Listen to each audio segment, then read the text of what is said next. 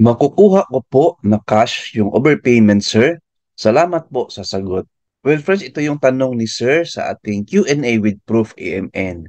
It's about overpayment ng MPL niya or housing loan niya sa Pag-ibig.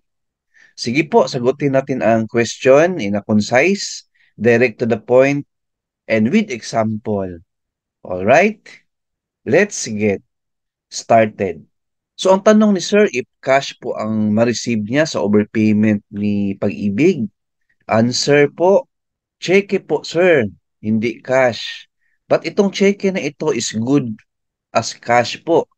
Kasi yung cheque ninyo is land bank check ito na nakapangalan sa inyo. So once na ma-release ni Pag-ibig sa inyo, automatic po yan, i-encash agad sa land bank.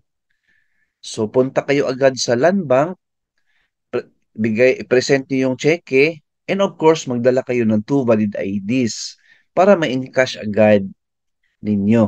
So, yes po, kung may overpayment ang Pag-ibig member, automatic po yan, sir.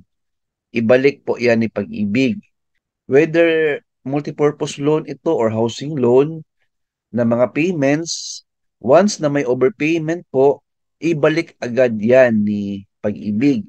Once na mag-request kayo ng refund, may process po yan.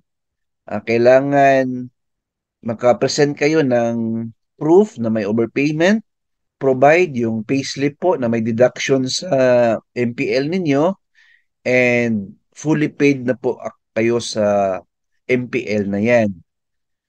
Yung housing loan naman na overpayment, si Pag-ibig na po ang mag-inform sa inyo na may overpayment through sa bulletin nila or gina-email kayo.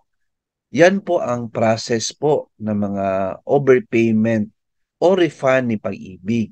So check your MPL payments po or housing loan payments, baka may overpayment kayo, then report agad sa Pag-ibig.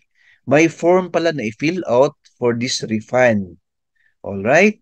Thank you for watching.